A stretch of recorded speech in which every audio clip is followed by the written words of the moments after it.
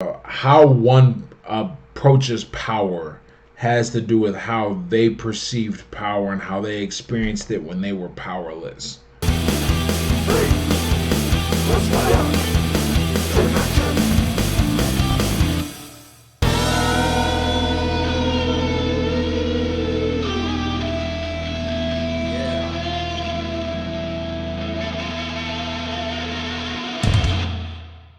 Hi, welcome to Not the Easy Way. In this episode, we're talking to Ed Latimore. Ed Latimore is a fascinating character who has had such a varied life. He grew up in the projects in Pittsburgh. He then went on to have an amateur boxing career and then a professional heavyweight boxing career. Following that, he joined the US Army National Guard. He then went on to study physics at university and get a physics degree, despite at school having thought he was not very good at maths. And since then, he has gone on to have a career in writing. He's written several books, one called Not Caring What Other People Think is a Superpower. He's also written about and talked a lot about his own struggles with alcohol and pornography and overcoming his behaviours around both of those in his life. And he does a lot of work with men's groups, talking about issues around that men are experiencing in society at the moment and working with groups of men to support them around those issues. So this episode is around Ed's views on masculinity. What is masculinity? What power does masculinity have?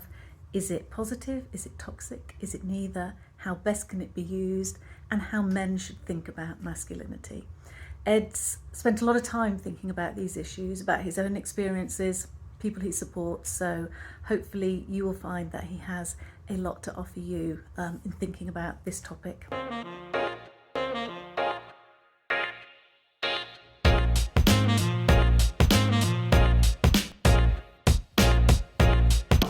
So humans are a sexually dimorphic species. That means that our males and our females look very different from one another, and are anatomically and neurochemically we are very different, right? Masculinity is the development or display, the development and display and actualization of those masculine traits. And I wanted to say it just like that because I'm a big fan of pointing out this is an amoral definition. It's not good or bad. I'm just saying what makes a man, right? The testosterone level being, like 10x higher than a woman's, for example. Now, that comes with pros and cons, okay? Right? It makes you very aggressive. It makes you want to fornicate with everything in sight. It makes you have a short temper, okay? But on the other end, it also makes you able to be strong. It also makes you able to be durable. And I don't mean that just like mental. I mean like in the purest sense of the word, it physically makes you stronger, which is why bodybuilders take it, which is the testosterone replacement therapy, right? It allows you, if we could sum it up, it allows you to enact your will on the world. All of this, right? So, a positively masculine man is going to do this in a positive way. And what are positive ways to enact your will in the world? Building, creation, rearing your family in a way that they are going to be capable of living in the world. Protecting people, right? Using your strength and with strength enables you to like deal with different things psychologically, like stress. It allows you to do all of these things well, and you become a good man, or in that sense. Now, negative masculinity or toxic masculinity, what is that? That is, I think it's one of two things, right? One are the negative kind of displays of these traits, all right, which are being domineering, okay, abusing someone.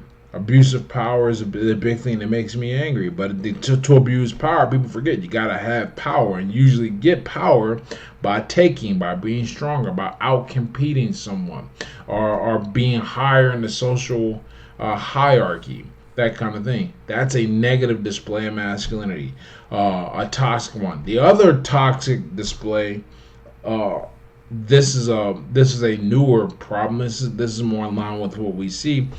Toxic masculinity is when you are male in all of the ways that you expect the world to treat you, but you don't do the things to get it. You become entitled. You buck the burden of masculine performance, but expect the masculine benefit because society tends to treat guys that are very masculine, for better or worse, whether it's positive masculinity or negative masculinity. Those guys simply tend to get more respect.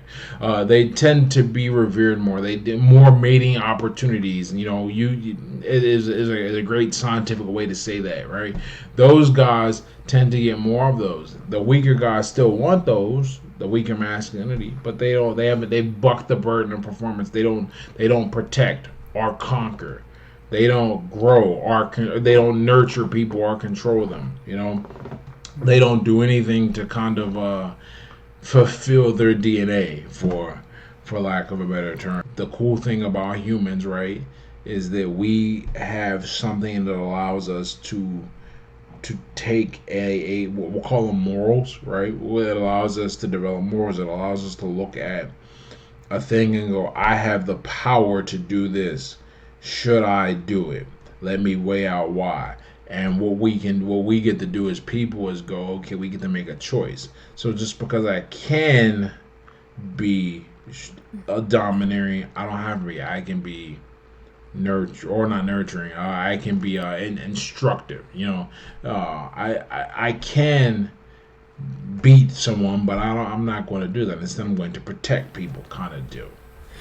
So you've described there really that I suppose one aspect of masculinity, whether it be positive or negative, is that men tend to be stronger, and as a result, there's a choice there, isn't there? So I just wondered, why might it be that some men or some people that are masculine, they use their strength to have positive effects on society, to protect the vulnerable or protect people that are weaker, and some actually use it to oppress or to overpower other people? I wondered,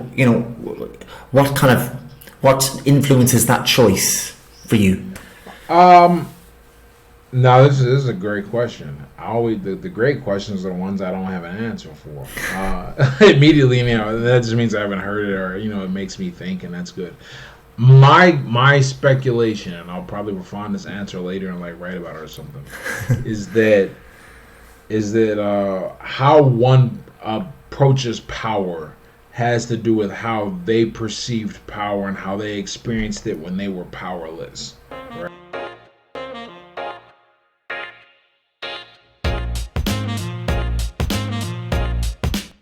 Right? That's one really significant aspect of it. And then part of it is just in you, what makes you angry. And I'm thinking about my experiences and some of the times that I witnessed gross abuses of power just at a small level. And I didn't think of it as gross abuse of power. I interpreted it as, you have responsibility to make this better. Why aren't you helping? Why aren't you doing? Why are you incapable? I don't want to be like you, right? As opposed to if I watch somebody, let's say my father was like a business tycoon, and I watched him steamroll his opponents, and as a result provided a great life for me. I might have a very different opinion or perspective of power and what I'm going to do with it when I have my own. And I think guys that are more abusive lacked power in their life growing up, and their first approach with it was as someone having power over them and using it negatively, Well, not the well, yeah. That's why they lack it. Kind of like how like watching gang initiation. Well, what is more the most gang initiations? You got to get the crap beat out of you, right?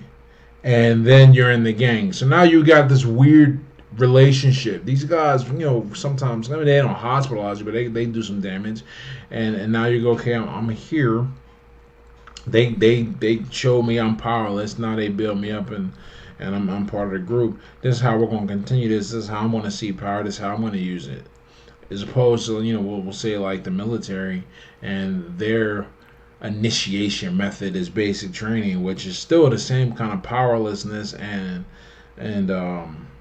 removal of any type of autonomy or control, but it's done in a way where you come out better. There's a perception that you now are improved. You put yourself through this ringer. You surrender who you were to be who you are now. This is a good thing. This is a great thing. So to sum it up, weak guys tend to have masculine. Those guys tended to have bad experiences with power and having it being wielded over them. And so they when they assume a position of power, they tend to do the exact same thing. I wonder whether, from what you're saying there, Ed, about this idea of what would produce the more positive or negative masculinity, I think what you're getting at there is it depends what's driving the behaviour. So the masculinity itself, as you were describing it, is neutral, but depending on you don't like the word neutral. No. I'm just laughing because I just remembered. I'm talking to psychologists, so I'm like, oh goodness, I hope they don't think I'm an idiot. No, I think that's what I'm saying. There's so much psychology in it, and in exactly what you're saying, which is what I think is it's the drivers of the behaviour. So, and you can have the same trait but it depends. You will use it in different ways. So, and I think what a lot of you're getting at there is that there are a lot of maybe men where their behaviour might be driven by some sort of resentment, particularly those men you were saying that might feel yes. And that's the driver behind the behaviour. And if you've got resentment driving the behaviour, it's going to produce kind of negative, it's going to be represented in a negative way. You hit the nail on the head because you want to talk about something. A lot of guys, you see it. We call it the anger phase.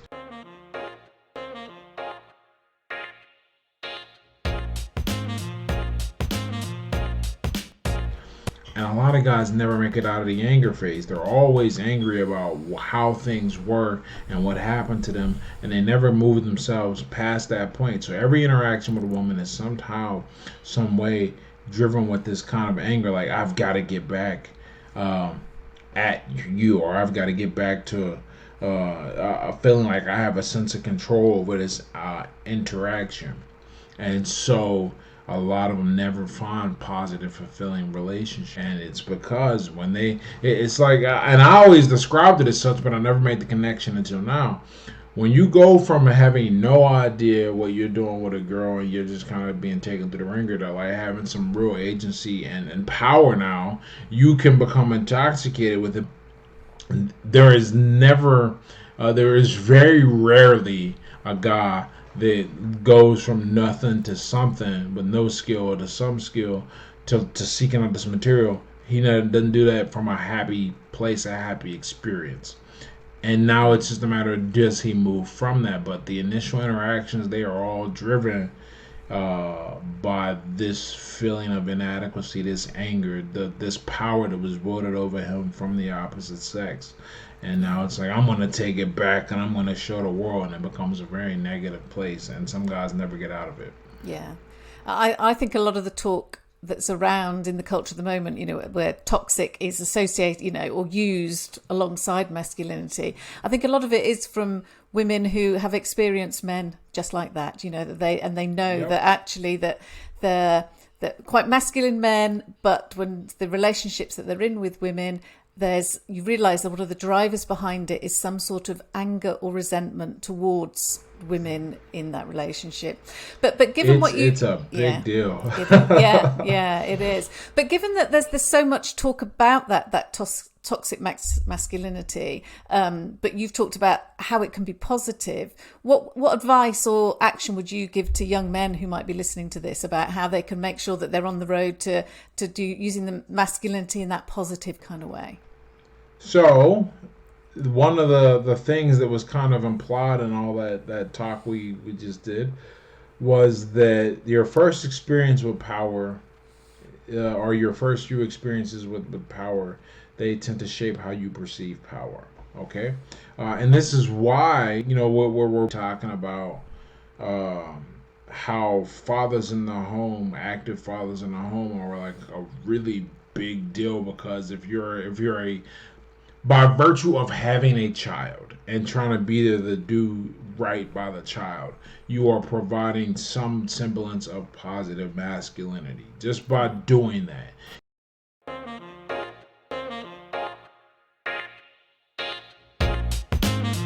You might not be a great father, but by trying to be one with the intention, you're demonstrating those traits and those qualities. Now, it might take a generation or two. It might take him, your son or daughter, still getting exposed to other sources, which we're going to get to, the things that you can control. But that is a big deal. So one of the first things I'll say, if you want to deal with that thing called the future that humans are really bad at, men, don't have kids if you cannot or do not intend to be there and demonstrate what it takes to be a good man. And sometimes all it is doing right by your kids, disciplining them and raising them. That's it, right? That's something I didn't have in my life, so I know what that effect is like. Okay, now if you don't have those and you're looking at a young man looking to become a positive force of masculinity to be reckoned with, rather than a negative one to be shunned and contribute to the problem, you have to put yourself through difficult things where there are experienced men to guide you.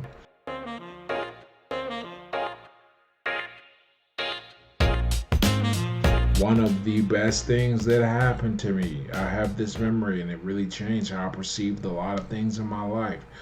When I was in the 10th grade, I wasn't, I played, that was the first year I played football. And I was trying to, I was on the JV squad, and I had to travel with the team and do all this stuff, but I wasn't getting any play. And I thought, what's the point of me suiting up or coming to the last game? And my coach, he was within his rights to kick me off the team, make sure I don't come back for doing that, because that's any guys that play football, organized sports, that's a big no-no. You don't just not show up to the game. You show your team support. But I had never had that instruction in my life, and he took me aside and he said, this is not how we do things, and set the expectation for how. And that I actually haven't told that story to anyone else. You guys got that story out of it. It's great. And that was one of the first experiences I had with okay, this is what a God does. This is how we should behave. We should lead we lead ourselves, control, we honor the commitments, etc. Right?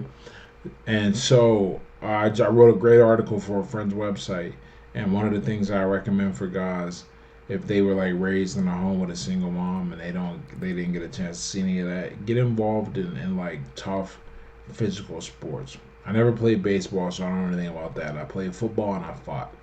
So those are the two things I used, right? If you end up in a good fight, gym fighting is another place where I picked up a lot of learning. You have to get an experience of being around someone who wields their masculinity properly, and you got to find good role models. Once you find good role models and you're kind of under their tutelage, then it's just a matter of following and trying to be mimetic, trying to seeing what they do, and you try to do it, you try to live with it, by it, you try to understand it with their influence. If you do that, you're gonna be that's as close as you can get to in fact that's exactly what it is to getting a real positive masculine role model in your life. So it's kind of putting yourself into a challenging situation, so that could be physical sport, and align yourself with good male role models, and maybe it links to what you said before about your priorities. So if you set your priorities, and are those males in your life, are they moving you towards or helping you move towards your priorities, or are they moving you in the opposite direction? So maybe two of those things link in a way. Absolutely. Yeah, and like I wish every guy did these things, and I always stress physical things, and because there's something very unique about putting your body through the ringer that affects your mind. The opposite way doesn't work. I'm not saying you shouldn't go get your engineering degree, but it's going to do nothing for your body and almost nothing for your emotions. However, if you go, well, one of the self improvement advice I always give to a guy, if he's in the right age range, and that's almost always, is go train for an amateur fight for 2 years. Go take amateur fighting for 2 years.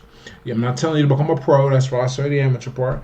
But I say if you go do that, every issue in your life will be fixed.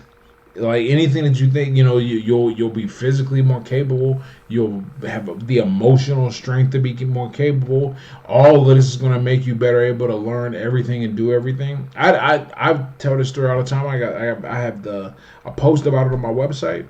I was a terrible math student. I had no confidence in my ability to do math. I failed most of my math classes in high school. It wasn't until I fought that I was like, okay, if I did this here, I can do this here for my mind. And I sharpened it up, and then now I have a physics degree and a math minor.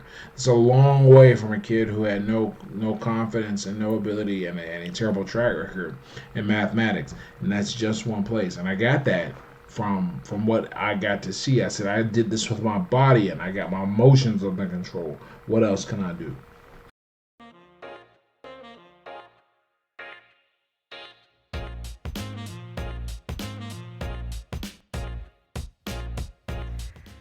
How could traits of masculinity be used positively in society, and how might they be used negatively? And the second question is, if someone does use their masculinity in a negative way, why might that be? Who are the role models for masculinity in your life? Think about why you look up to them. And if you haven't got any, think about where you might find some. If you do find it interesting and useful, please look out for more episodes coming out along these lines, both with Ed and with other people coming up. And please, if you like our approach of talking about these sorts of topics for young people and producing these sorts of videos to be used in schools, do please subscribe to us on YouTube. We're just trying to develop these videos, get more people interested in this and using them. So if it is something where you are interested in this approach, please do support us and hit subscribe so that we can see that people are interested and supporting us in this approach with young people, getting them talking about these issues. Hey,